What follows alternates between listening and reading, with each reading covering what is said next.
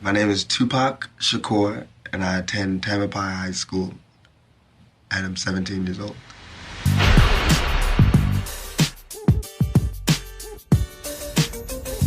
Each generation finds its own heroes and prophets. In 1996, one tattooed political poet, whose music and voice reached out to millions of people across the world, was silenced.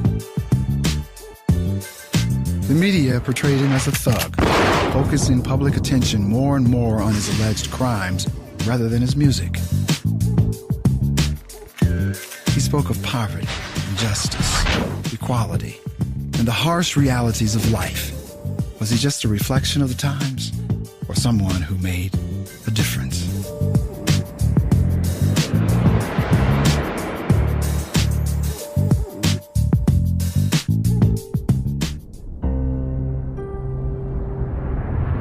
It's amazing to me that some kids think that he's still alive.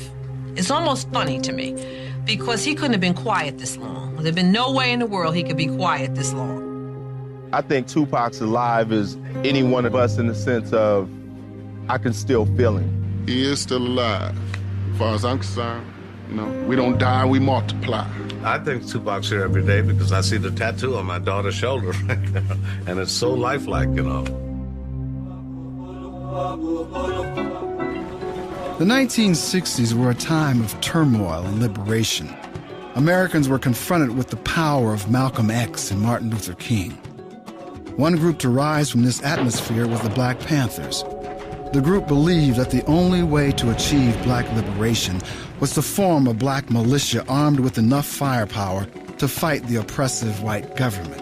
Afeni Shakur, Tupac's mother, was in the forefront of the Black Panther movement. My mother was a Black Panther, and she was really involved in the movement, just black people bettering themselves and things like that. He was a soldier from here. You seen it was the upbringing. You seen Pac, he had the fire in his eye. You can't exempt this guy from his environment. His mother was a Panther Party operative. She was socially conscious. She guided her boy in the right direction. Huey Newton was in his 20s when he started the Panthers, who was a voracious reader. And Tupac probably wanted to replicate that. He wanted to imitate that. Afeni Shakur, pregnant with Tupac, was arrested on conspiracy charges along with 20 other Black Panthers. Accused of plotting to blow up Manhattan landmarks, she faced up to 150 years in prison. She successfully defended herself and was acquitted of all charges. 1 month after the trial, Tupac Amaru Shakur was born. I met him the first time at the Armory in New York City at 168th Street. Had gone over to hear Minister Louis Farrakhan speak at a rally, and Afeni was there with him. He was a tiny baby, and he was about 2 months old. Afeni never revealed publicly who Tupac's father was. She lived briefly with Mutulu Shakur, who would become Tupac's stepfather and spiritual advisor during his younger years. Mutulu was eventually taken from Tupac. Dr. Mutulu Shakur, political prisoner. Been locked down since 86, 87. He got 60 years on the RICO Act. Was accused allegedly of liberating the side of Shakur, bank robberies, armored truck heists, all that. I was a man in Tupac's life who had a commitment. I was a man in Tupac's life who probably had a commitment to the struggle more than to the family. He learned a lot from the people, not from what was said by the people. He hung around with dope fiends, he hung around with gangsters, he hung around with oppressed people, he hung around with struggle people. People were struggling for things. He listened to the meetings. He was at all the meetings. He was hanging. He was a part of that struggle as a young child. In 1981, the repression was intensified, and him and Afeni, etc., had to go and run from the FBI, and the FBI would go into their schools and intimidate them and try to find out where I was at, where his aunt was at, where Sada was at. Most children don't know that. It was like I was given the responsibility before I wanted it. And so now I can't really differentiate what great responsibility is because I've had it for so long. Fanny and Pac are a lot alike, you know what I'm saying? They're very articulate, and she's a good person to learn things from. My mother taught me 3 things: respect, knowledge, search for knowledge. It's an eternal journey. That's like my haircut, the line, 360 degrees find knowledge, always. And she taught me to not be quiet, to, if there's something on my mind, speak it. Years of internal fighting and the efforts of the FBI to undermine the Panthers eventually led to the party's demise. All the party members had a hard time right after the party was dissolved of getting into the workforce, and especially somebody like Afeni. You know, she ended up homeless on the streets of New York, of Boston. You know, she had a hard time. She ended up on drugs. We moved out of New York because because of my mother's choices. They figured out who she was, and she couldn't keep a job. That should be illegal. So she lost her job, and of course, we were like stranded in New York. With the dissolve of the Black Panther Party and a search for a better life, Afeni and her family left Harlem. So we moved to Baltimore. Baltimore has the highest rate of teenage pregnancy, the highest rate of AIDS within the Black community, the highest rate of teens killing teens, the highest rate of teenage suicide, and the highest rate of Blacks killing Blacks in Baltimore, Maryland. And this is where we chose to live. So as soon as I got there, being the person I am, I said, no, I'm changing this. So I started a Stop the Killing campaign and safe sex campaign and AIDS prevention campaign and everything. Tupac auditioned for and was accepted into the Baltimore School for the Arts. Majoring in acting, he became a model student. In Baltimore, he wrote his first rap. It was about gun control and inspired by the death of a close friend. Again, looking for a better life, Afeni packed up the family and moved to California. Tupac believed leaving that school affected him so much. He saw that as the point where he got off track.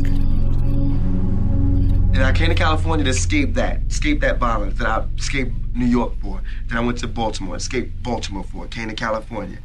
Come to Marin City, I've seen already deaths. I mean, this lady slashed a man's throat because he spit on a kid.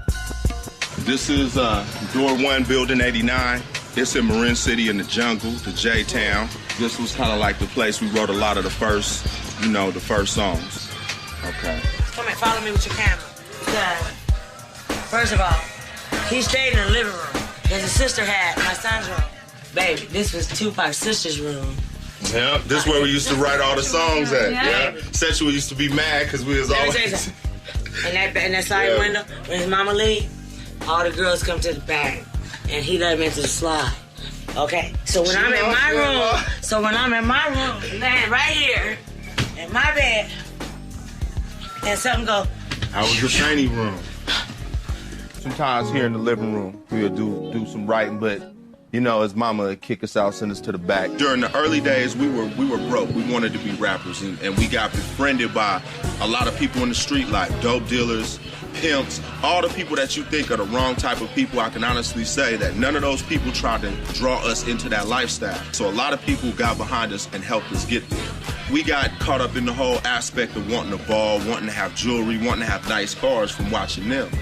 But the revolutionary aspect of it came from Tupac's mother and the things she was teaching him. He taught a lot of us. I feel like if you can't respect yourself, then you can't respect your race, then you can't respect another's race, then you can't respect, it just has to do with respect, like my mother taught me. So what we're doing is starting the Black Panthers again in Marin City, just first teaching pride, and then teaching education, and then we'll see where it goes from there. This is the stairwell in the jungles. We used to sit right here in the hallways, smoking weed and busting raps.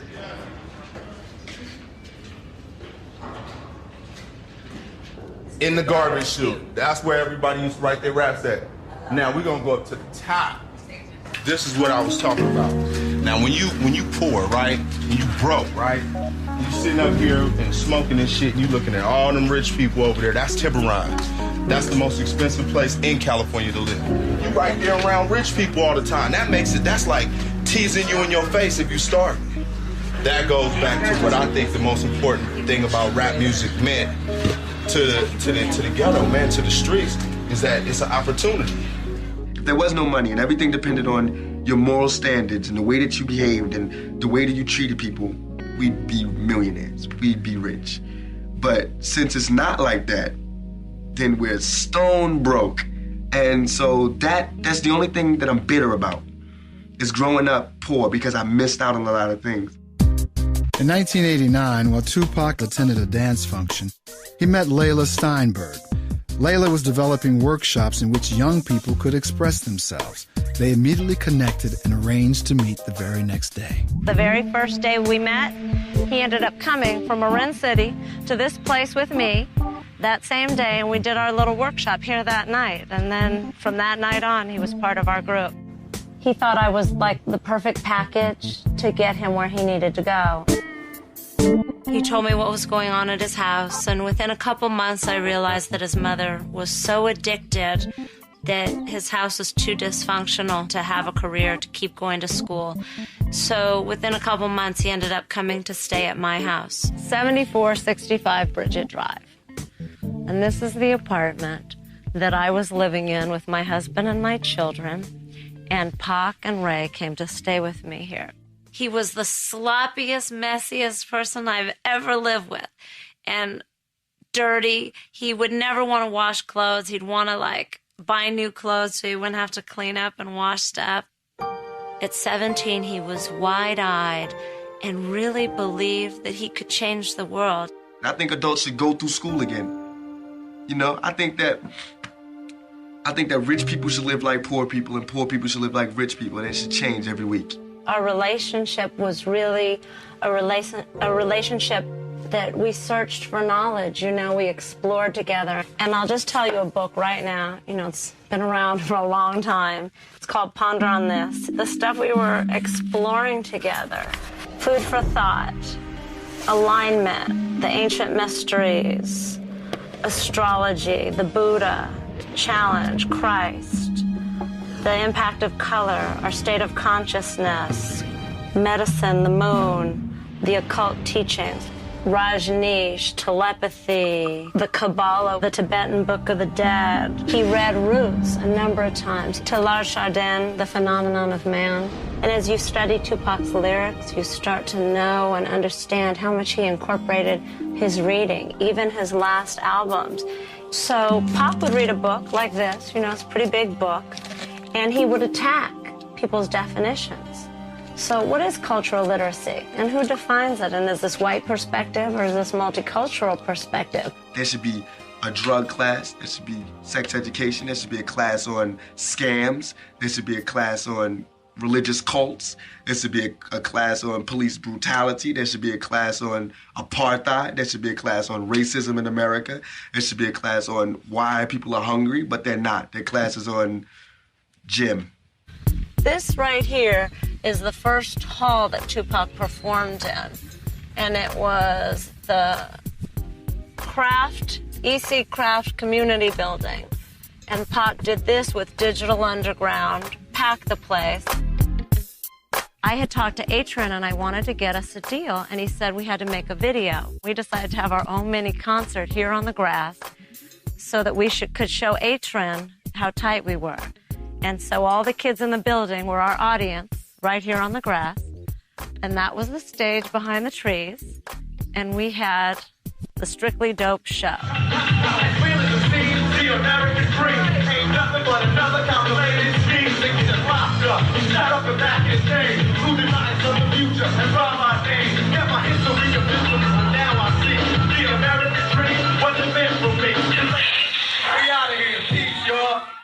And this is where we made our tape that I sent to Atron that got Pac his deal.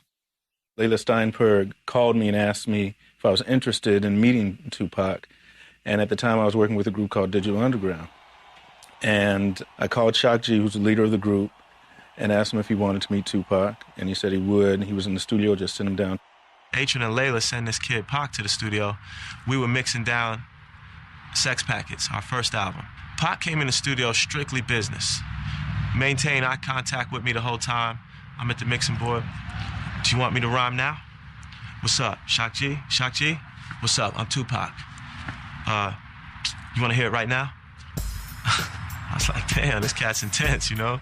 It's like, yo, run this back and put some reverb on that track. I'm gonna go in the booth with this cat. Let's go in the piano room. And he busted. It was street. It was educated. It was articulate. We came out the booth. I was like, yeah, you tight. I'm gonna holler at H and I'm gonna tell him.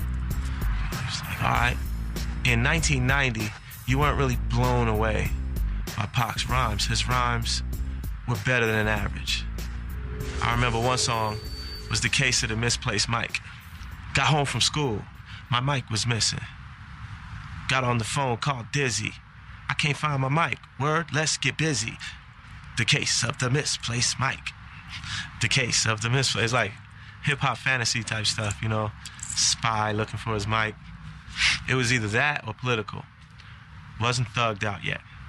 Layla brought Pac over from Marin to meet Digital, and right away, him and my son hit it off. You know, Pac decided that he wanted to be in the group. Pac had told Layla or Atron that, you know, if he doesn't do something now, you know, he's gonna go to Atlanta and be in the New African Panthers or something like that. And Atron was like, well, if Pac doesn't do something now, he's gonna break out. He's like, why don't you let Pac roll? Because, you know, I wanna sign him. You know, I think he has talent. And I was like, yeah, he is kinda hot. And that's why he wound up Brodian, dancing, background rapping. My name is Shock G. This is the Digital Underground.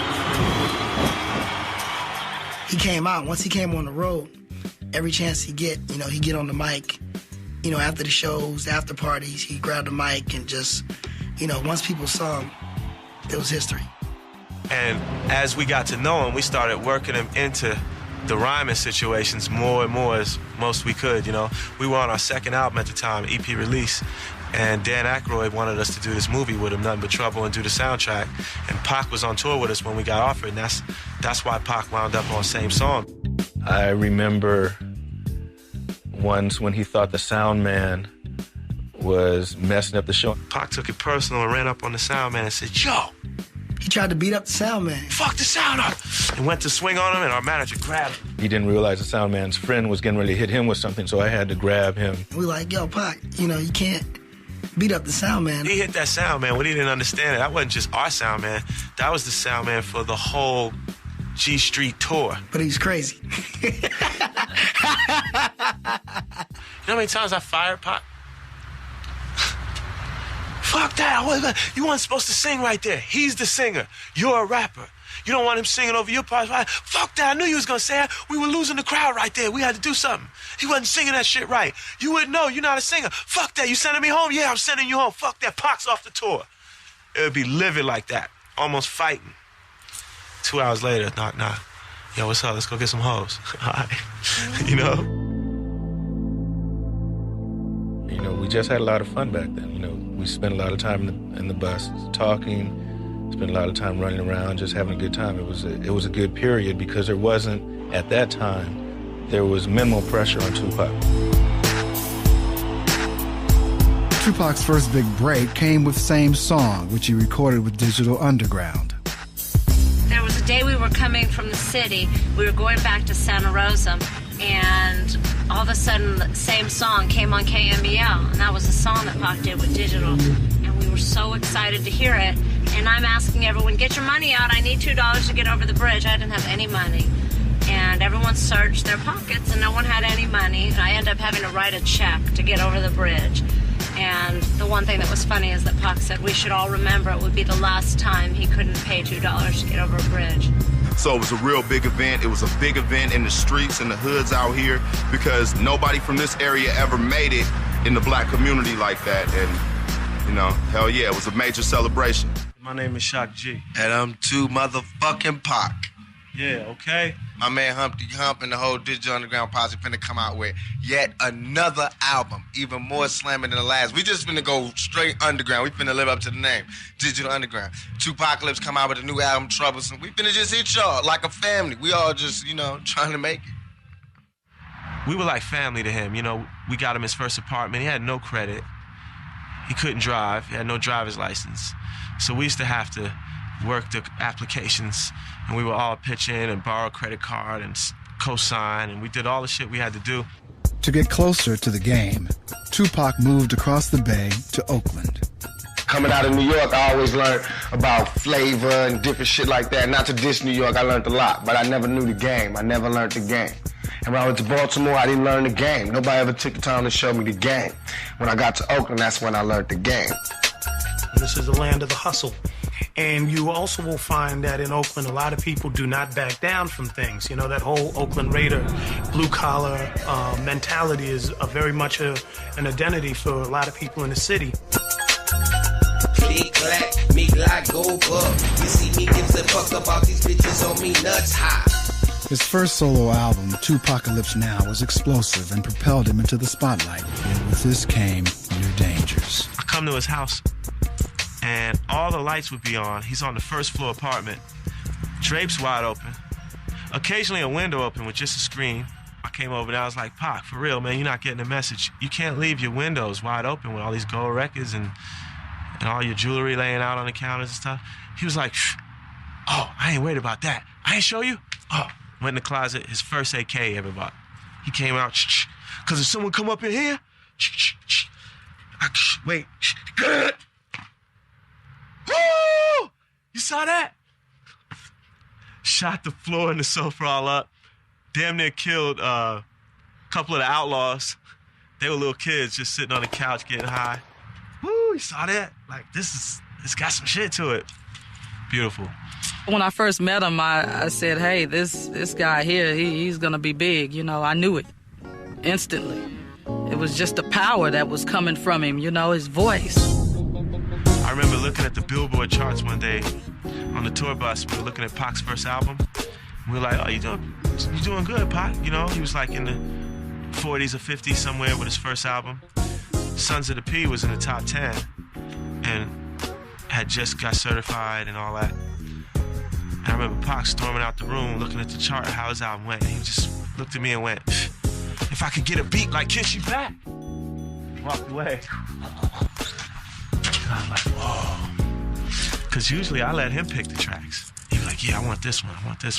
But then I realized he wanted me to get involved and tell him, this is the star track. He was telling me, like, he can't pick them, just give me something hot, So I made sure he got I Get Around, and So Many Tears, and all that next year. Yeah. It always felt like I was in the studio putting music behind Huey Newton or Malcolm X's. I knew it was important. It was honor. When Pac called, you just stopped what you were doing, took all your equipment and flew to wherever he was and went in the studio. And Shock a hustler, and I'm a hustler, so everybody understand it. Ain't no one man gonna stay in one spot forever. That's a sucker. It ain't about milking off the next man. That's a motherfucking hoe. I'm a motherfucking pimp. I'm finna come up on my own. I'm gonna get my own sack. So I took what little bit he gave me and doubled up and doubled up and doubled up, and I've been doubling since. And I'm gonna keep on doubling till these niggas kill me, and that's that.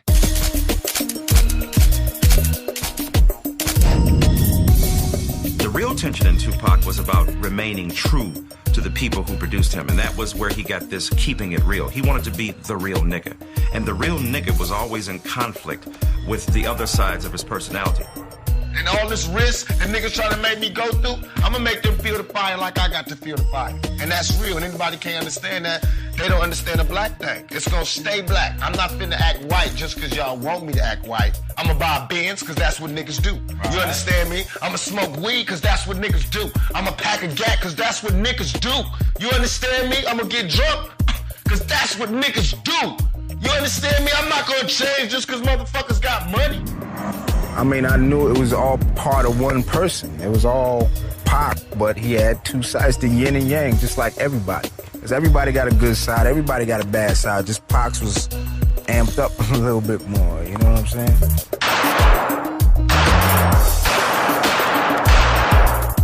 I grew up Panther-wise, you know what I'm saying? And nowadays, a nigga like, fuck that. You gotta survive. You know, I'm screaming black like the next man, but when the first shot lick off, you know, it's all good. Tupac was constantly defining and refining his political and philosophical views, always being challenged by the white ruling class. It got to the point where Tupac felt American laws would not protect him. We always had to take the route that was nonviolent, peaceful, logical, and more saintlier than every other race. You know, we could never take the stance, which was our true stance, to be straight soldiers, straight warriors, until hip-hop came. When hardcore hip-hop came, it was all right for a nigga to say, fuck y'all, you know, we gonna do what the fuck we want, you know, bang, bang, you know, it was cool for a nigga to do that. Thug life became the ruling philosophy. How could he unify and service the people while protecting their culture and way of life, which was not being represented by any policymakers in Washington? That's what I like about Tupac. He said he was for the thugs. He didn't just mean people who beating women up and people who stealing. He meant a thug, T-H-U-G-L-I-F-E, the hate you gave little infants, F's everyone. He meant by nigga, N-I-G-G-A, never ignorant, getting goals accomplished. Thug life is just the life of the streets and what, quote-unquote, America think of the minorities. America was built to murder. You know, you can ask the Indians that, so we don't even need to talk about what he created. You know, he ain't killed nobody, so he couldn't have did nothing. They ain't number words. Yes, I am gonna say that I'm a thug. That's because I came from the gutter, and I'm still here. I'm not saying I'm a thug because I want to rob you and rape people and things. I'm a businessman. I mean, you know I'm a businessman because you find me at my places of business. He felt that there was no greater pain in this country at this time than the pain of Black America.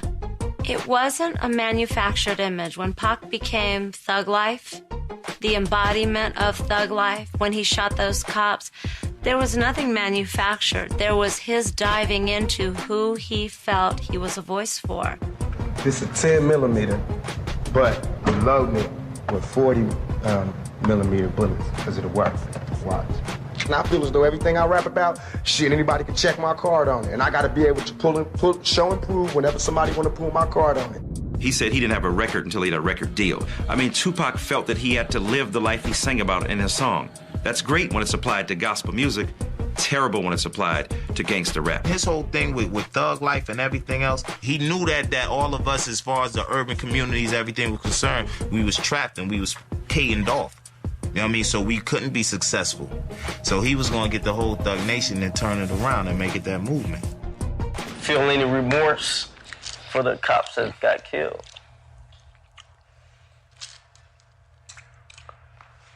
Wait, I'm feeling my remorse. Wait, chill.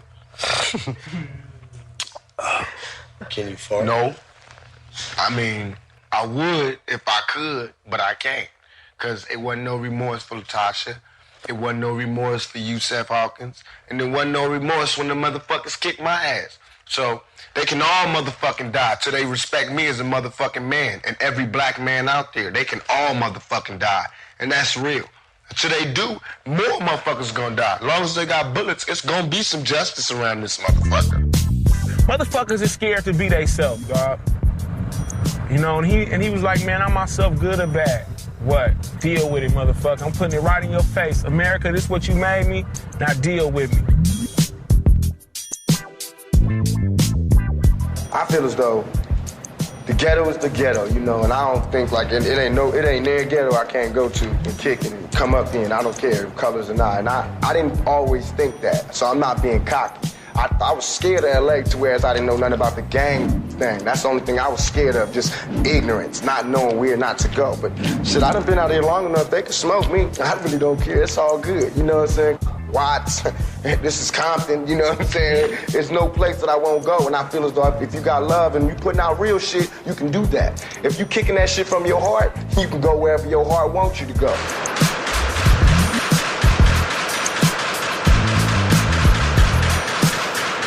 You damn right we gonna represent the hood. We're about the ghetto. They're trying to come up. That's why they celebrating thug life, because thug life is what they know. And the thug spoke to them more than some preacher might have. I done tried to tell y'all since I got out here, it's all about that thug life. And they think thug life is a rap group. Nuh-uh. No. Thug life is just some old deep shit that you can't sink your feet in. It's Richie Rich. It's my nigga Snoop Dogg. It's my nigga the Governor. It's my nigga Warren G. Everybody's on this motherfucker. On this Thug Life album, we got my nigga Spice One, Psych, Mac 10, Rated R. I got niggas from all over the hood, from all over the rap industry, and they all good. And it's all on this motherfucker because it's all about that thug life. It's all about niggas coming together and making papers of what we can do best. And that's game these motherfuckers. And that's straight check these white motherfuckers and put our motherfucking bid down. We been doing it. We do it every motherfucking day. The game is motherfucking free. But shit, we need to start making some money off of it. You know, rifle bullets go through vests. By themselves, this can go through a vest, right? So by me having a hollow point on it, you know, a hollow point making it expand. It'll go through the vest and then expand. Yeah. You know, that's for niggas that be wearing vests like me. Now, I call this one for the public. If they ever come get me for some bullshit and I don't want to go to jail, which I don't, I got this phobia. I ain't going to jail. Not unless I want to. Not unless I did something. I'll go. But I ain't finna go for nothing, you know what I'm saying? So if they come for me, I'm putting a 90 rounder in. Come here, Chief Gates. On the underground. I'm after your ass, nigga. Every time there were police, Pac would always say, "Get the video cameras, do you have the video cameras?" He would want to ride around the Bay, Oakland, wherever, with video cameras, because he always wanted to challenge the police, because he always felt he was being picked on. Are you getting that search? There's another police approaching. We now have 4 cars. Sorry, people, they have OJ in the back. We now have 4 cars at the scene, ladies and gentlemen, for this one stop. We have 4 cars. We heard a knock on the door, and I was like, oh, God, the cops are here again. So I go, and I open the door. I was like, yes, officer. He said, we've had more complaints. The music is too loud. And so I was like, I'm sorry, I apologize. I didn't want any problems. And here comes Pac over my shoulder, really sarcastic. Oh, what's up, officer? You have problems? The neighbors' rock music is just as loud. You don't give them shit. And I was looking at him like, please don't start any more problems. I keep having problems already, you know, ever since you got here. So he was like, well, officer, stay right there. Don't go. I want to change the volume and make sure that you think this is okay. So he runs over to the stereo and he puts NWA, Fuck the Police. And he turns the volume up just loud enough, but not too loud for the officer to stand at the door and listen. He was like, listen, you know, officer, let me know if this is too loud. Okay. Where else can a nigga go right up to the camera and just be like, fuck all y'all? Yeah. Okay. In a relationship with the police that was strained, Tupac often found himself at odds with law enforcement. In Oakland, he was beaten by police officers who did not believe him when he stated that his name was Tupac Shakur. And in Atlanta, he shot 2 off-duty police officers in self-defense when he stopped to intervene in the harassment of a black motorist. During the trial, it was discovered that the arresting officers had been drinking and had initiated the incident. When the prosecution's own witness testified that the gun used to threaten Tupac had been seized in a drug bust and stolen from the evidence locker, criminal charges were dropped. The left upper side of the face and the upper head, and this whole side, he dead. As an artist of just 21, Tupac began to create an incredible amount of material, more than some create in a lifetime. Things were changing rapidly around him, and he wanted to capture it all. Something happened to him, he wanted to write about it right there on the spot. And then he'd write it. Man, how does it sound? And, you know, usually when you're saying your raps, you kind of like saying your rhymes and saying it and kind of figure it out. Right after he wrote it, he would say it just as loud and passionate as if he was in the booth. And be sweating and spitting. And I'd be like, that's dope. You know what I'm saying? Pac's like, I gotta get this shit off my chest. Whether it comes out or not. That's why he has stacks of poetry. That was his vent.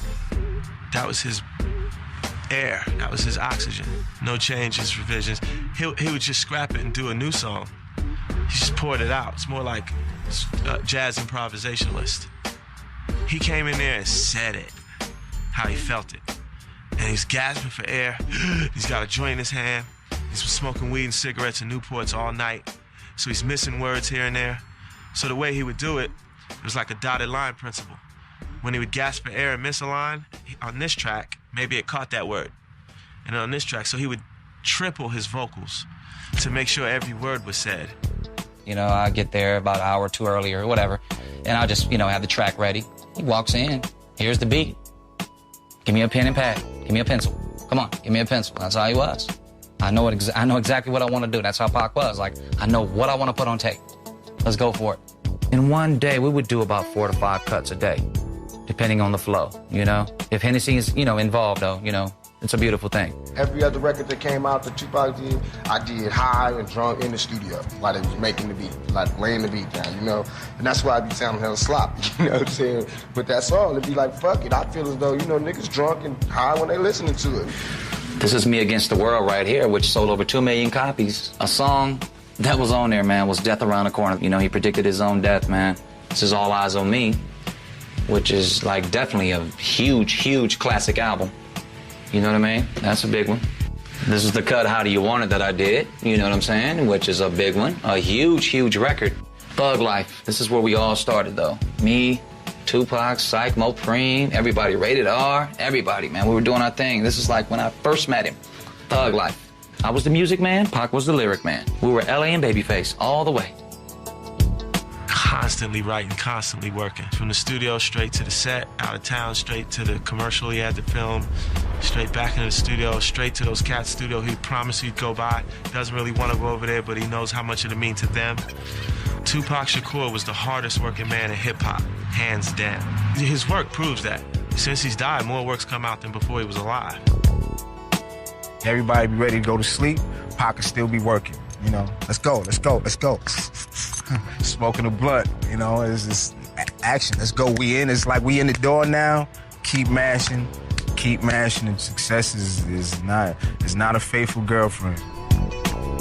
Biggie Smalls, when they were friends before they became mortal enemies, said he went over Tupac's house one day, and he said he went to visit him. Tupac went to the bathroom and came back. He said the man had written 2 raps. All of the Biggie versus Pac heads. First of all, Biggie's gonna win hands down when you're talking flow. Strictly from a rhythm standpoint, Biggie is a swinger. He swings like a horn player over jazz. B-I-G-P-O, P-P-A, no info for the D-E-A. He put more emphasis on the He's just spelling his name.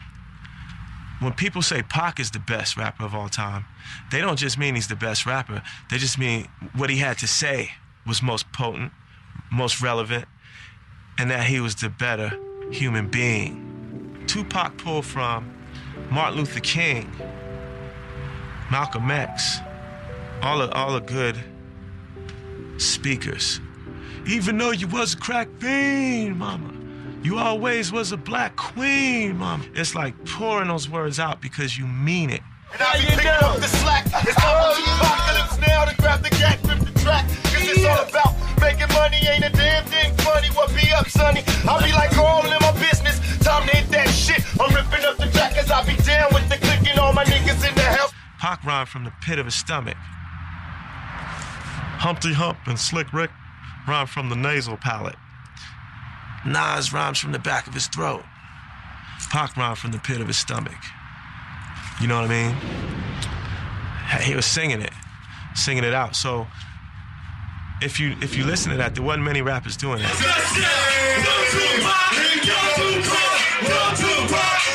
Pac made sense, man, because of the simple fact the way he wrote lyrics, man.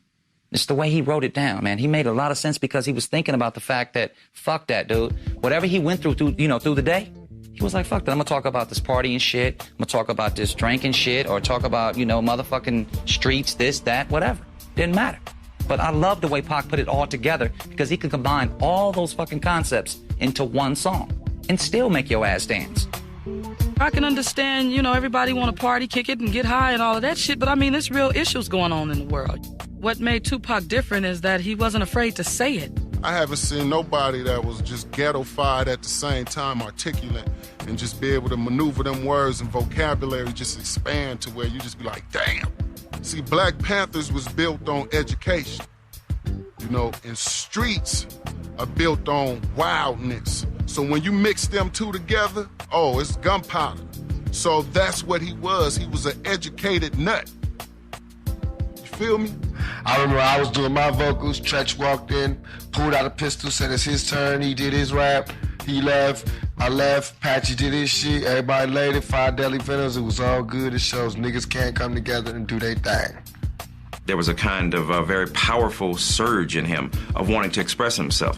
So he would do favors for friends and appear on their albums, appear on their records. And he did this mostly because he realized that not long ago he didn't have a record contract. He was trying to get on and he was still hungry and he knew what it meant to be a hungry rapper. Working on a new project called One Nation. It's gonna be an East Coast, West Coast collaboration. He said he wanted to start this thug life thing and I was like, yeah, I'm with that. And we was in the studio, we did the first Thug Life song, it was called Thug Life. And everything else was just like a dream.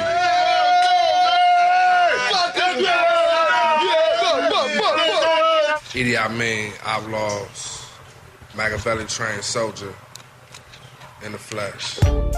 Shit, 92, I just graduated high school and, you know, we reached out to Pac and was like, what's up, you know what I mean? Pac was like, come to Oakland.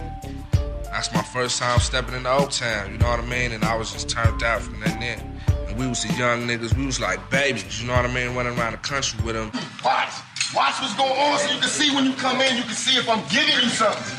If y'all all walking around like this, we could do this shit separate. I could rap you rap me, you rap, what's the point? Interaction.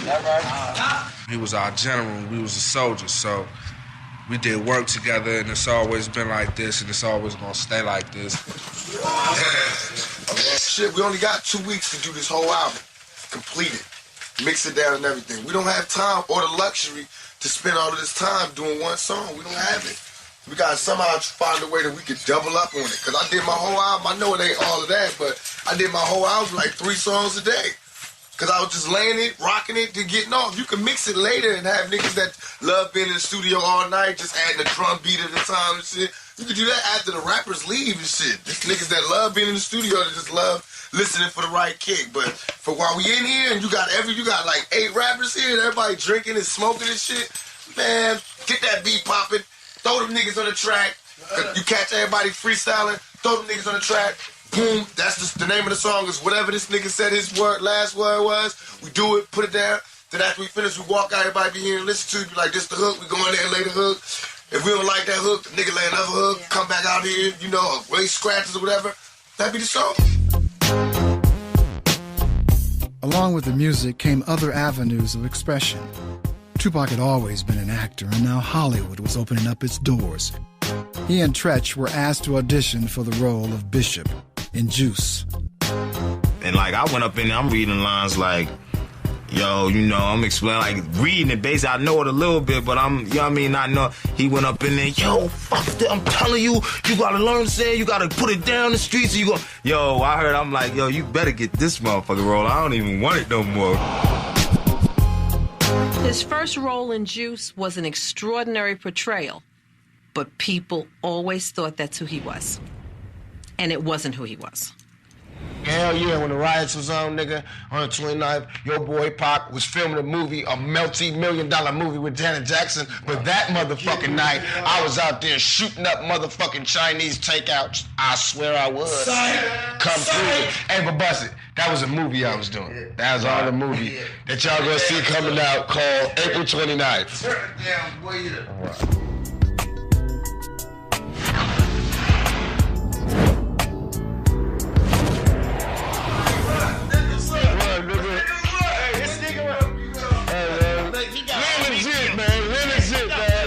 Pac was, man, enjoying what every man wants to enjoy. Every man, every woman. And that's called success. You know, when you get it, you got to enjoy it to the fullest. You're not promised tomorrow. So let me drive this nice fancy car. Let me sport this nice jewelry. Let me do this. Let me, have about, a couple of G's in my pocket. Pac did what he could for people to say, hey, come on, man. Come with me, man. I'm going to go do this rap thing. I'm going to go do this music thing. You want to roll with me? Roll with me. You want to fall off? Fall off. They either ended up in jail or ended up dead, one or the other. But he did what he could for his homies, though. He felt guilty about his success, which made him work even harder.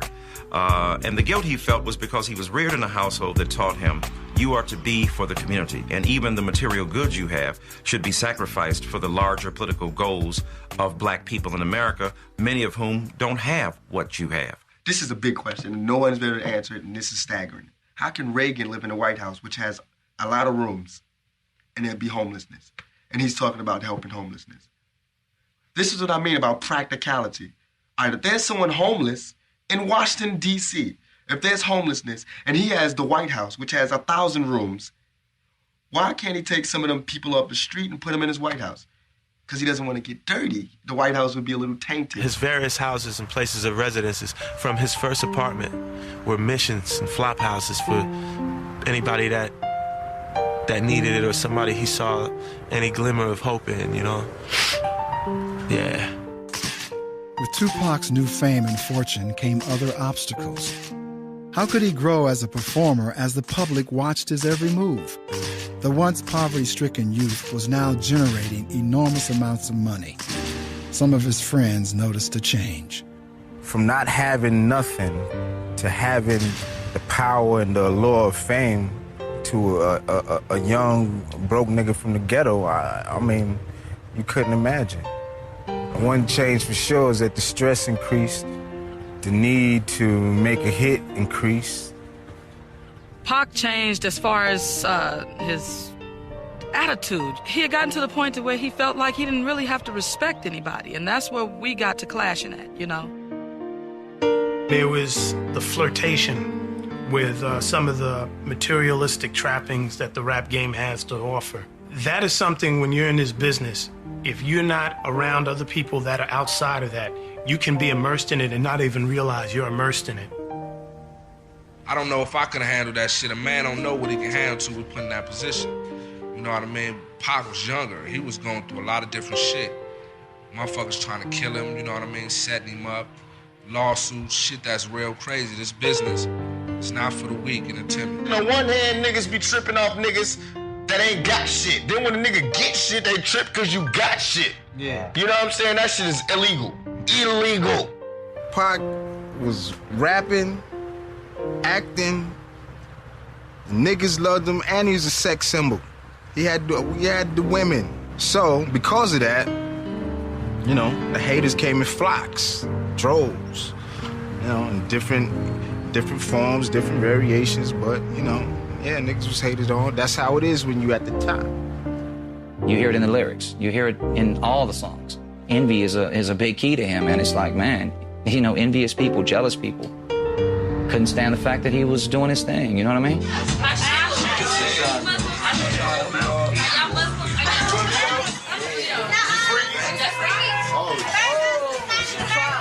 He was staying in the city, and so we went and hung out, whatever. Got to find a couple of chicks and everything, and back to the hotel.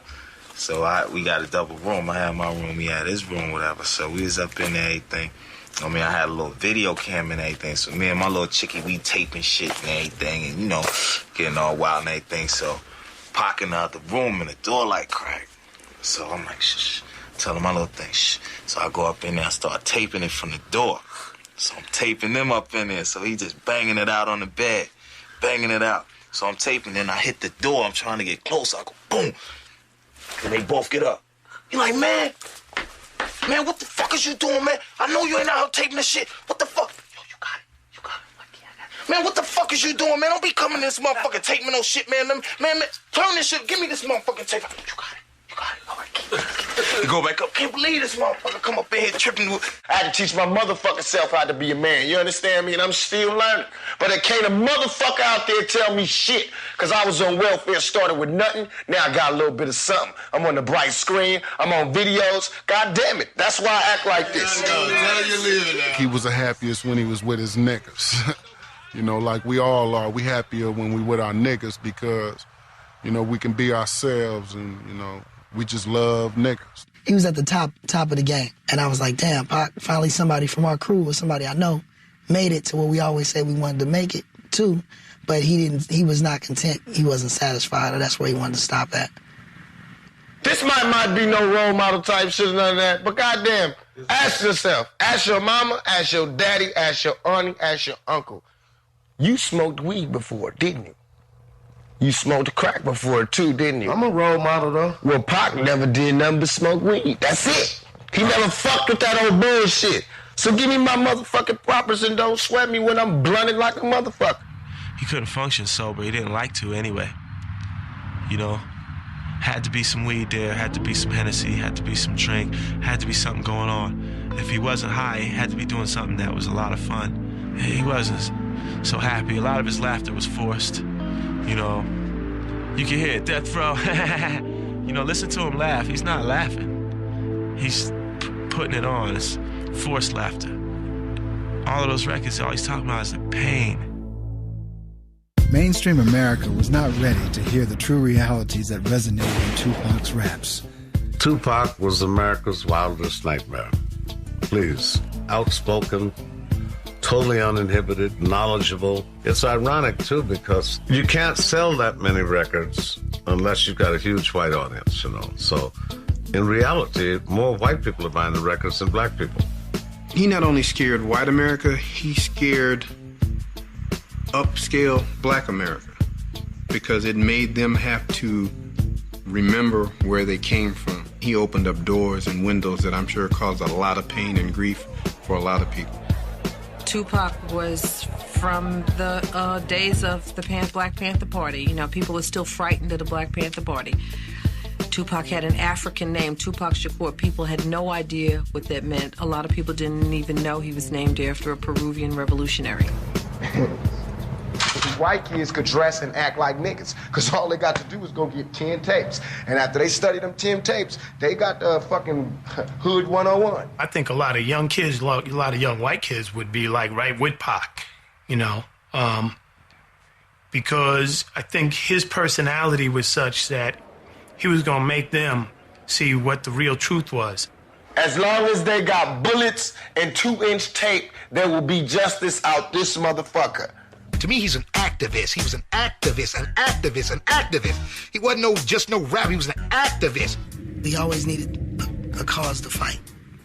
You know what I mean? So with him coming up and wanting to fight the powers that be and make things better for black people. This ain't no democracy.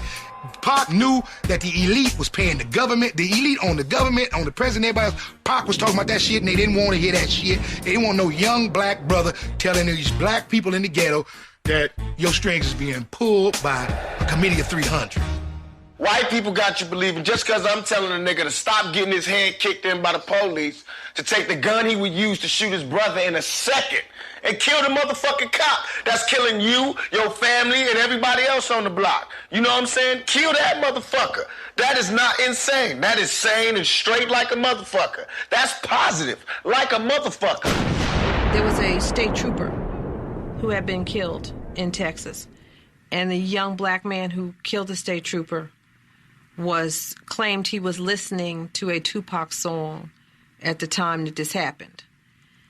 And they mentioned his name at the Republican convention, and it totally freaked him out. He couldn't believe that somebody who was going to run for president of the United States was talking about him and his lyrics with all the problems this country had. So, I mean, goddamn, the vice president talked about me, a young nigga from the hood. He know me. He want my shit up off the shelf. You know why? Because my shit is different than the next man. My shit be telling niggas to off these old punk motherfuckers. My shit talk about swinging back. They know the difference between mines and the next man. So that's why they came after me. All they try to do is censor the young. The young ain't gonna hear that.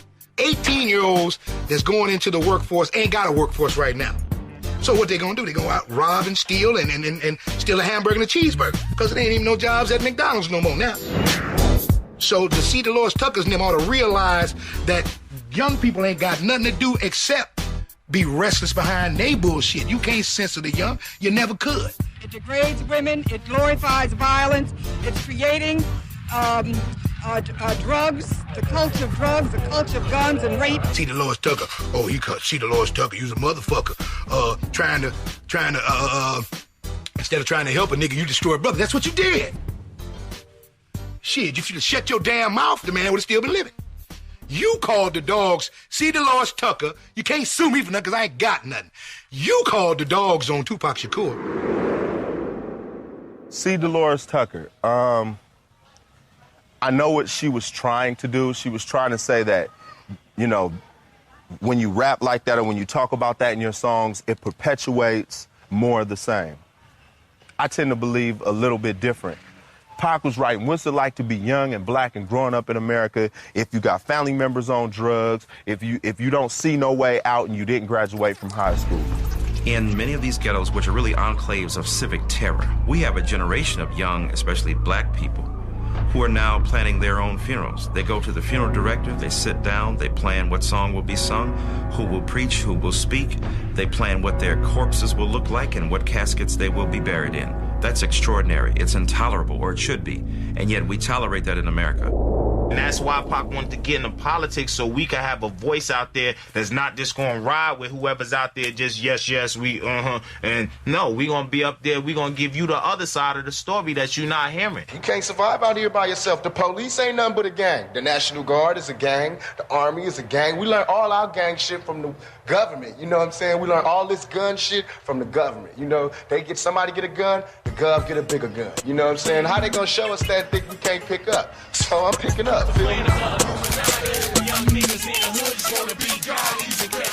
Tupac was an extraordinarily compassionate man. One of the interesting tensions between him, not simply the real thug nigga versus the politicized figure, it was also the world-beating superstar versus the kind of guy who was compassionate about everyday people.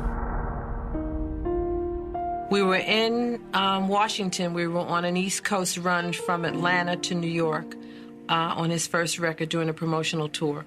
We were in the car coming from a grammar school when we saw on the television a young girl had been mauled by a pit bull and had been rushed to the hospital. We were on our way to the airport, on our way to New York. He made us turn the car around. We went to the hospital. He did not know these people. We met her parents in the waiting room, her mother, and he told them he just came to lend his support. But there was no press around that. No one said anything about it. No one paid any attention. But yeah, and I believe they still, until his death, he still had a relationship with that young girl and her family. There were charitable things that he was interested in, primarily education for kids, helping minority children, building self-confidence. He had a real affinity, especially to children who had parents who were drug addicted or who had parents that were incarcerated. He wanted to be able to set up something that was going to help those children, but he wanted to do it quietly. He didn't want to look like he was trying to sell records. Pac was a magnet for the lost souls in the world, and you know what I mean? Lost souls always came to Pac in different walks of life, different forms and everything, but you know what I mean? He was always into helping the young niggas, the youth, the young niggas, younger than him, you know what I mean? Giving them a chance to do something. Y'all want to rap, get up off the street, come on. You got a gun, you got a gun, you got a gun. Yeah. I feel you. Imagine being a young cat in high school.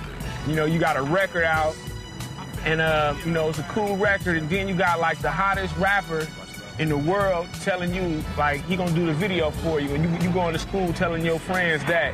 I mean, people couldn't believe me. And then just working with him was like, I mean, it was just, it was a experience that even now I think about, like, man, why was I so blessed? Like, all my family came out here to L.A., he stayed out here, and, he had everything set out for us. And there's a lot of people from that video that's no longer here. So, like, I remember that day, and I remember just all those people that not here no more being there, and we were just all really happy. I worked with him in the studio, and he was just like, straight business. Get in there, do the job, we can kick it later. And as far as when we did the video, it was the same type of thing, He knew what he wanted, and he went after it. All right, do this, do that. Trust me, I got you. Man, I did it, and it was like, to date, one of my best videos. And it goes like this. My name Mac Mall, man. Hey, you know what house it was? Just chilling. Yeah, that's what we talking about. Over here in this area is like where we shot the video Ghetto Thing. You know, we had like big trucks all out here. You see, it's like a just regular neighborhood. I got a picture where two cats, you know, Pac and Stretch, hold me, like giving me hugs. You know, I'm in the middle and they ain't even here. I know probably some folks from out here. Really, yeah. They're not even there. They're not even there no more. A lot of them dead in jail, man. Yeah. It's crazy. Can't get no 9 to 5, so on the streets he gotta strive and do what he gotta do to get his money on, so don't trip when you see him with the secular fire. In 1993, Tupac gave an interview in which he criticized the private lives of influential African Americans. Among those attacked was Quincy Jones. When I first saw the first attack that he made on the family, I said, okay, he's a loose cannon. I've known hundreds of those, or thousands of those. In the Source article, he said, niggas like Quincy Jones insisting on sticking their dick in white women and making fucked up mixed families, and we need one generation of niggas with niggas and all this stuff. His point was that black people have to make one generation of just black people, you know, to strengthen the blood and the unity and whatever. And obviously, I don't believe that. I can't. My daughter wrote a letter to him after that. I mean, my family was furious, and they really were. Because Tupac doesn't know me. He had never even laid his eyes on me. And he was making a lot of judgments about a lot of things. I said in my letter, I said, you know, how could you even criticize his personal life when, if it weren't for people like him, you wouldn't even be here? And where are you going to be in 10 years? Dead, in jail? I think the same week that he wrote back to apologize, Rashida's article was in there, and two white girls from San Francisco said, hey, Pac, remember us? So, oh, yeah, I forgot about that. So he read the letter, and then he went up to Kadada at a party thinking she was Rashida. And how his relationship with Kadada started is because he kept following her around, trying to say, I want to respond to the letter that you got, and I didn't mean any harm. And finally, she's wondering, what the heck is he following around for? And it dawns on her that he's mistaken her for Rashida. And that's how their relationship actually began. I was dropping Rashida off at Jerry's, and at that time, I had heard that he was circling the field on Kadada now. You know, he had a thing for Kadada. And so Rashida went in, and she sat in the booth, and I was in the booth behind, and I leaned over the booth. It was probably a good thing that Tupac wasn't packing that night. Probably got blown away. And I went over the top of the booth and put my hands down on his shoulders like, Tupac! He turned green, you know. I said, I got to talk to you for a few. We need to kick it over here in the corner. And I took him over in the other side of that Jerry's, and we talked straight up, you know. I said, I understand where your head is, you know, but don't come at me like that, you know. I'm not, we don't deserve it, and I don't think that's what you really mean. He grew to love Quincy and have a tremendous amount of respect for him, not just as who he is in the entertainment business, but who he is as a man and a father. Massively, heavily, why so many catastrophes? I've seen guys speak to women with this much respect, and I deplore that. My mother is just totally, I grew up, my mother raised me, so I have this much respect for women, and I fight often because of that, and it gives me a lot of friends. I mean, I get a lot of friends, but I get a lot of friends because I have respect for women, ultra respect for women. But then, like I was liking this girl in Tam, and I'm extra nice, you know, extra gentleman. I'm extra just like, oh, you're beautiful and you deserve the best. And she told me I was too nice. I couldn't believe it. It wouldn't work because I was too nice. That was the ultimate stab in the back. So I went through a week of just going, forget it, I'm just gonna be like them. Because they seem to get the girls, and they call girls the B word. Bitches ain't shit. We don't love them hoes, and it's like that. I feel as though it really ain't as big as everybody make it, you know? Even the females know it's bitches. Females don't even hang with females, you know what I'm saying? So why would they expect a nigga to understand something they don't understand? You know what I'm saying? That's one. Two is that these bitches is like boss. She out there handling her business. She ain't saying, why you call me bitch? She clowning, you know, and that's what you do. That's how you show and prove. But no nigga gonna fuck with her. If you call yourself a bitch, who can call you a bitch? He treated me with respect. He had no choice. I demand that from him and any other man or woman or whoever, you know. That's just me. No, I mean, you know, what he referred to women as is what the women that, a lot of them that he dealt with, you know. If that's how they were, that's what he addressed them as, you know. In my music, I do the same thing, you know. Sometimes I consider myself as a bitch because I can be a real bitch at times, you know. But I'm always a woman, stay a lady. He did keep your head up. He did Brenda's Got a Baby. So you know he had, you know, the side of caring. But at the same time, there are bitches and there are hoes out here. So what makes people think that you can only be one way? You know, he was just riding it straight down the middle. So you hoes, I talk about you hoes sometime, and you women that deserve to be put up to be a queen, I'm gonna talk about you sometime. So it was all gravy. He did what the hell he felt that he needed to do, and I was just keeping it on the common denominator. Niggas need to stop giving these bitches all the attention. That's why niggas is dying now. When these hoes get horny, niggas die. Hoes get horny, niggas die. Watch, every time. Every funeral you go to, it's a bitch that was horny the night before. So you need to start checking these bitches, keep your dick in. Niggas need to go back to the OG penitentiary days and start jacking off. Because if you don't, you're going to end up killing each other. We're going to all die. We got to start saying, fuck these bitches, man. If you fucking with a cool female, that's all good. But if you fucking with a bitch, you need to break her ass and shake her ass. Tupac, now at the top of his game, was about to go head-on with the legal system his mother fought 20 years earlier. Charges were brought against him and his entourage, accusing him of sodomy and rape. Truly absurd to think that anybody in the hip-hop game with mild celebrity status has to rape anybody. This woman supposedly sucked him off in a club a couple of nights. In a club, public club. Come on now. In the hotel. Late night, what you there for? Come on, man. I know my dog. We've been flipping chicks from back in the early 90s on the road and handling, man. We ain't never had to take no ass. Never. You know what I mean? We, from the door, if we going to do something, have that type party, it's from the door. It's let it be known. That's our slogan, let it be known.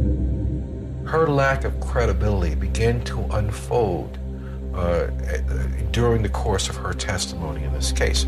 From point A on the dance floor, where she essentially committed sodomy, during the time that she had discussions with young men that she didn't know in the midst of Tupac inside the club, going to the hotel the same night, engaging in sex, engaging in oral sex, coming back several nights later to the same hotel suite, engaging in discussions with the same young men. Well, yeah, that was a straight-up lie. You know, I mean, I've toured with him. Ladies, he's put out the room and brought them to me. You know, hey, they got to get out my room. You know, if they didn't want to do what he wanted to do, he didn't force them. He didn't care. Bye. Pac called me after that happened crying. Like, Pac wasn't afraid to cry. That crushed him. You know, sometimes there's always the company you keep. People always say the company you keep, and that will be your downfall. Pac's company was his downfall. Why am I the only one in court right now? Why is the cameras all on me? And in the report and all these charges, I didn't do nothing. I'm charged with being in concert with some guys. Well, where they at? Why me? Because I'm Tupac. No, I'm not angry at them. I'm angry at the system. I don't want nobody else to go to jail, you know what I'm saying? But I don't want to go to jail for something I didn't do. It was just crazy that he was in jail behind it. Come on now. Come on now. While out of jail on a $50,000 bail bond, Tupac was about to enter an elevator at New York's Quad Recording Studio to a late-night session when he was shot 5 times by apparent robbers. Well, everybody knows the story. Pac felt like he was set up. And we discussed that. He had his own views because he was there. Most of us were on the West Coast out here working on the Thug Life album, but him and a small crew was there. Only hours after surgery to remove bullet fragments, Tupac checked himself out of Bellevue Hospital against his doctor's orders. In a wheelchair, he returned to the courtroom where he hears the verdict. Not guilty of sodomy and rape, but guilty of sexual assault. Judge said that ever since you become a star, that you've had one problem after another problem after another problem. And because of this, I'm going to give you this sentence. He was found guilty for what in New York is touching somebody. They got to shove me in the penitentiary or jail. I'm not going willingly. Pac stood up, and it's the first thing you've heard him say in like 2 weeks of court.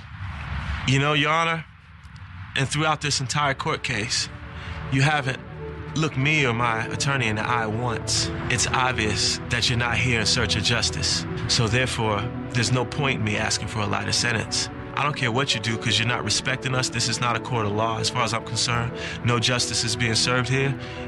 And you still can't look me in the eye. And so I say, do what you want to do. Give me whatever time you want because I'm not in your hands. I'm in God's hands. You can cut the tension in the courtroom with a knife. It moved the whole side of the prosecution. I didn't say it like Pac said it. The way Pac said it, everybody's eyes in the courtroom watered up. Nobody could speak for a minute. Brave motherfucker, yo. Woo. He did not apologize to her for doing anything to her. He apologized for the situation having gotten that far. It was not, I'm sorry I sexually abused you. That was not the case.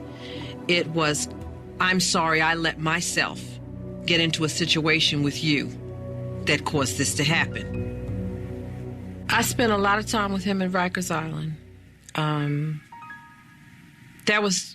And it was funny because I think the times I spent with him there, he would try to keep up a front because there was a rumor of a hit out on his life when he was there.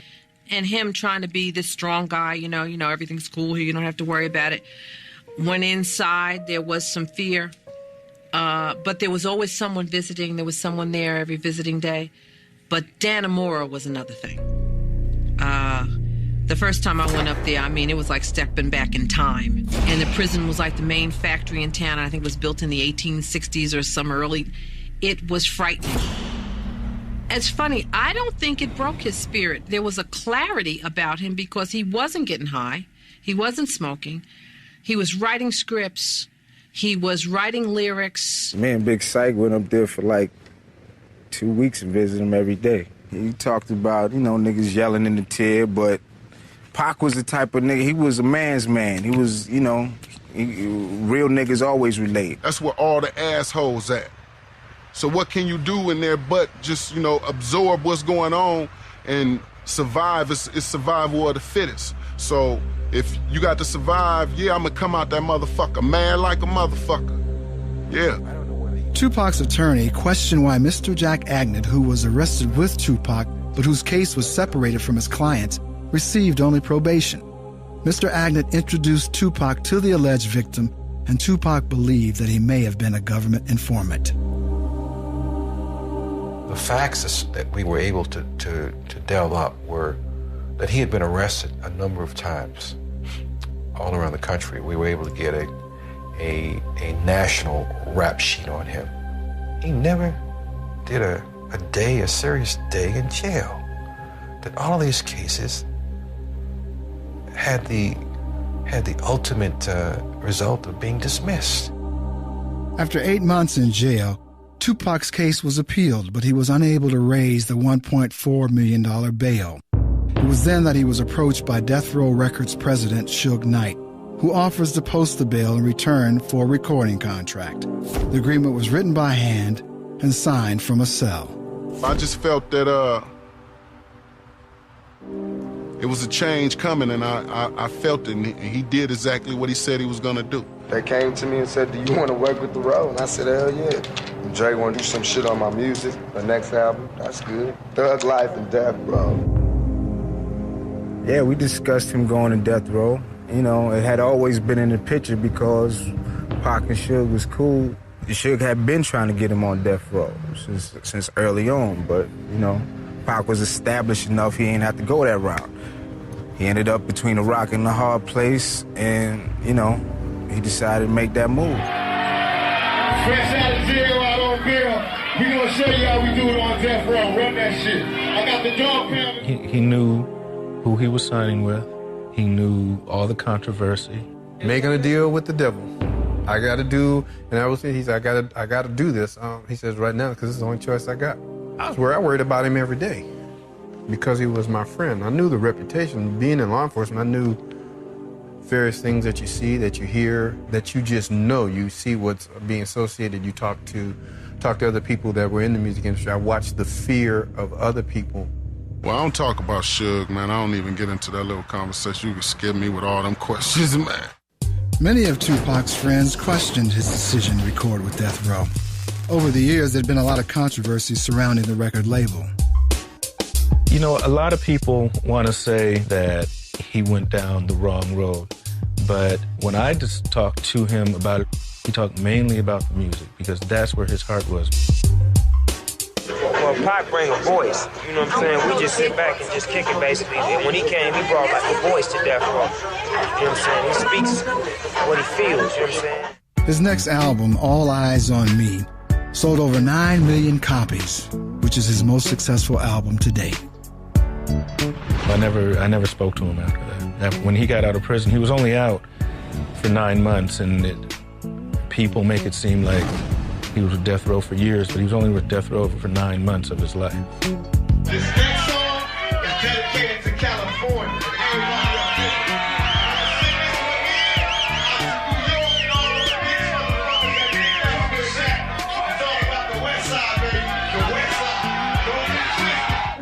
I'm scared to do some freestyle. Blow, I'm too high and I might go off tempo. But now I'm back to let these niggas know just how deep my game run. Tupacalypse don't sleep. When you think about hip-hop culture, you think about the dozens. And the dozens are what young kids play, a game of verbal contest where they try to outdo each other rhetorically and verbally by usually starting with talking about your mama. Well, fuck it. I'm a high guy. From Bed-Stuy putting the swelling on your eye. Your nose even. When I choke you, you stop breathing. When police come, I'm leaving. Peace and love. Battle raps are the extension of the dozens, so to speak. They are the extension of getting on record and dissing the other person. It's this nigga named Nas, and he kicking with these niggas named Mobb Deep, and they kicking with some niggas named Bad Boy. Did I say fuck them all? So I'm about to take this nigga beat and whoop his ass with his own motherfucking beat. Rap came up off of diss records. That's what separated rap from R&B and rock and roll, because we got on the record and said, yo, shit is whack, fuck you, and all your homeboys, you know what I mean? Tupac accused Biggie and Puffy of setting him up to be shot. This feud was sensationalized by the media and caused waves of fear throughout the industry. If you know somebody and it's to the point where it's like, yo, we gonna do some dozens type thing or whatever, or we gonna get on the same record together and do it, and when we in shows we gonna do it, it was cool. Back in the days it was more of acceptable, but you gotta realize after, you know, Pac and Big and everything, it could get serious. It took a ugly, dangerous turn when Tupac, and to a lesser extent Biggie, got involved, because I think here Tupac was at greater fault than was Biggie. Biggie did make a song called Who Shot You after Tupac got shot that was taken as a direct affront to Tupac, but Tupac released perhaps the most bitter, vindictive, vengeful battle rap and diss song of all time, which was called Hit 'Em Up, where he begins to literally talk about having sex with Biggie's wife. So it was ingenious, and it was evil, and it was vicious, and it was powerful and compelling at the same time. We want to make sure we mash their ass like we did. You see that nigga quiet as a fucking church mouse. Drop, hit him up, that nigga quiet as fuck. He ain't got shit to say. His wife pregnant, that nigga waiting like an expected father not knowing who the baby is. If one don't know, I use the rubber, so it ain't mine. I'll tell you straight. I ain't want to fuck that fat bitch nowhere. Before there was even hip-hop, at the juke joints down south, people getting stabbed, hit over here with the bottle, same shit. No matter what type of entertainment you in, you know, that's what happens. It's not just us. Pac's war wasn't against the East Coast, because there's a lot of cats on the East Coast that he got love for Pac. There was a lot of incidents that happened right prior to him getting out of jail. For example, the Source Awards, 15,000 people was booing us. Anybody from California was getting booed. The distinction between the real and the represented got blurred. And unfortunately for Tupac, keeping it real, being a real nigga, meant that you literally had to move from wax to the street. For the record, you know what I mean? Pac and Biggie ain't diving no rap shit, you know what I mean? Strictly street shit for all my niggas who know, you know what I mean? Wasn't no rap shit. Rap ain't killed Pac and Biggie, and when you say that, you kind of like spitting on their grave, you know what I mean? I remember his 21st birthday. He was doing Poetic Justice. He wanted a truck. He didn't have a driver's license. And Adrian Gregory went through so many changes to get him this truck and drive it up to him on the set. And how surprised he was that he made it to 21. And so often we talked about it, and I would tell him, you have got to stop this death thing, because it was like a twin. His body of work shows he could see something, you know? I know he knew. When I see that last picture of him taken in the car, and he's looking out the window, and there's absolutely no expression on his face, I knew. I just hope he wasn't afraid. I don't know, like he saw it coming. I mean, out of the songs that we, out of a lot of songs that we did, for him to talk about death, death, death, death. I mean, he would talk about it all the time. He always thought he was gonna die prematurely. He gave Layla, a lot of the poetry books. He said, when I'm dead and when I'm gone, you know what I'm saying, hold these and then let everybody know this side of me as well as whatever I've already exposed. And that's prophetic type shit, man. God let him know that he only had so much time to make an impact. He was a pre-thinker. Yeah, you wonder, how could he make a song, God Bless the Dead, praising Biggie after Biggie died and Pac died first? Because Pac was a thinker like that. He was always plotting. If I die this way, put this out. If I die this way, I want you to put this out. He was thinking, and he wanted to cover all those bases. That's game, ain't it? Woo. He was playing to win. He had a plan E, much less a plan B. After attending a Tyson fight in Las Vegas, Tupac, who was sitting in the passenger seat of a black BMW, was shot multiple times. Miraculously, the driver of the car, Suge Knight, escaped serious injury. Kidada could have been sitting there right next to him, He called her and told her that he would see her later on, because after the fight, they had a fight with the Crip, and he didn't want to jeopardize her. So he must have felt something, too. I cried right then when I heard. Anybody who loved him is still affecting him right now, guaranteed. He was obviously with people that didn't love him. He was supposed to have been protected.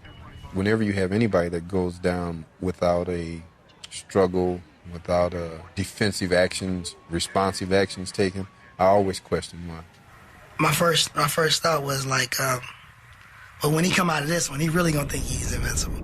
Tupac was admitted to University Medical Center where he underwent surgery, including the removal of his right lung. I walked in the room to visit him, and he was trying to tell me something. That'd always be one of the mysteries in my life. I don't know what he was trying to tell me, but he was trying to tell me something. And he was shaking the whole bed. He was a warrior, to the end. On September 13, 1996, after 6 days in critical condition, Tupac Amaru Shakur was pronounced dead. He was only 25. Quincy Jones said if Malcolm X died at 25, he would have been a street hustler named Detroit Red. If Martin Luther King died at 25, he would have been a local Baptist minister who had not yet arrived on the national scene. And if I would have died at 25, I would have been known as a trumpet player and struggling composer, just a sliver of my life potential. Pac was a prophet. He knew things that none of us seen yet. And Pac ain't never let me roll with him to pull no gun on no black man. Cause he's seen a lot of brothers gone, a lot of sisters gone, a lot of children gone. Pac wasn't no gangster. I rolled with Pac. We came up together. Pac was a soldier. A private memorial service was held for Tupac on a secluded beach in Malibu. In attendance were close friends and relatives, including his mother, Afeni Shakur. Some of his ashes were scattered into the sea. We threw all the gifts in the ocean for him, and We threw the chicken wings and the Hennessy and his favorite pictures, jewelry. Everybody brought something. Everybody said a little something. We brought drums and bongos, and people spoke, and we had fires burning. That was his funeral.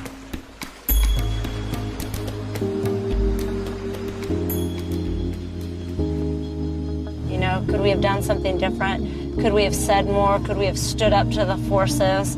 And all of us shoulder some of the responsibility. It just appalls me that nobody has been arrested for those 2 deaths. You know, and it's like a big cloud with a question mark on it.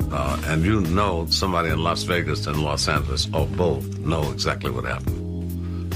Just at the oddest time, I just miss him. Just miss being able to holler at him like, dude, you know, I'm going through this problem and shit. You know what I'm saying? It's like you're happy about having successful records with Tupac, producing him and all that, but at the same time, it's like he's not here to enjoy what you're enjoying, you know, while I'm alive. And however it went down, with them taking him away, he's still not gone. And still is gonna be here for a long time to come. And even if music still wasn't coming from all the albums that's out now, we got enough to hold us over for centuries. Pac showed me just be yourself and be true to everything you believe in, and it'll come. It doesn't come on this album, it'll come on the next album. You know, no matter how bad it may get, just keep going, because you only fail when you give up. He gave me pride. You know, he gave me love. He gave me inspiration. I don't think he realized how great he was. You know, I don't think he fully realized how much people admired him, you know, and thought of him. I always wanted to make a book out of my life, like a fairy tale. Raised by the Black Panthers and strung out. Posse up, we thugging y'all to the 90s. Peace to my nigga Kato.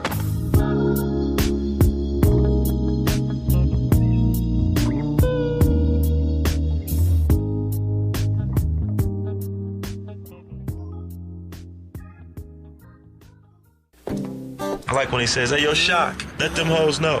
Now you can tell from my everyday fits, I ain't rich, so cease and desist with some tricks.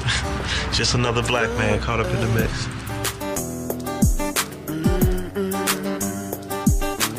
When I ride, he ride. When I get some ass, he gets some ass. When I get my drink on and my smoke on, he get his drink and his smoke on. And I hit so much harder in the left hand now, you just don't even know. I'm righty. It's like it done took over. Pac just up in there. Woo-hoo-hoo! Boy! Again, you find yourself a little lower. This picture of Tupac reminds me of him and the kind of look he would have in his eye if he was getting ready to pick up a girl at a club or so had seen somebody that caught his eye. You got to be strong, and even though you get tired. And if you look at this, though, you see memorabilia of, like, me and Pac right there, you know, all that, doing our thing. This was a sketch that was drawn of me and him. Who's on? You wonder how it all went wrong.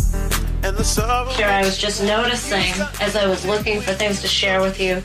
You know, this is Pac's house number. Sometimes I forget, you know, you can look at his last house number in LA.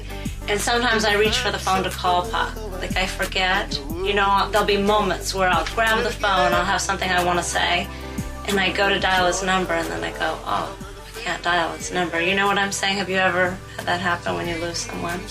And even though you get tired. No time to pray to God, cause it's war when the squad hits. You wanted to be abusive, so I robbed him of his manhood. You should have learned how to use it for colored girls. He planted the seed. Now we're gonna blossom and bloom and, you know, do our thing and build some more trees and just build on to his legend.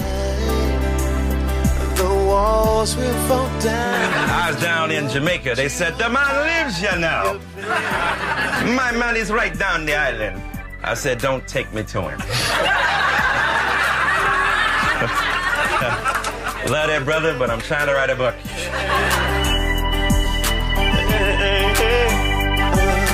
He says, you know what my favorite piece of music is? And I went, no. He said, my favorite piece of music is the theme from Les Miserables. And I, like, almost had a car accident, because I had to, your favorite is what? Be strong, and even though you get tired, I'm starting to peak. I finally found a worthy release from all of my stress, cause every day I battle the beast. I think of Pac and ceasing if they rested in peace. My son and my niece, I wonder if they'll ever be free. They say we should teach, but will the people ever be reached? Don't ever think that you did. You got to be. He was musical, political, you know what I'm saying? A soldier, a teacher, and a brother all wrapped in one, man. At the heart of a champion, baby. Pac was my inspiration when he was here. You know what I mean? And he is when he's gone.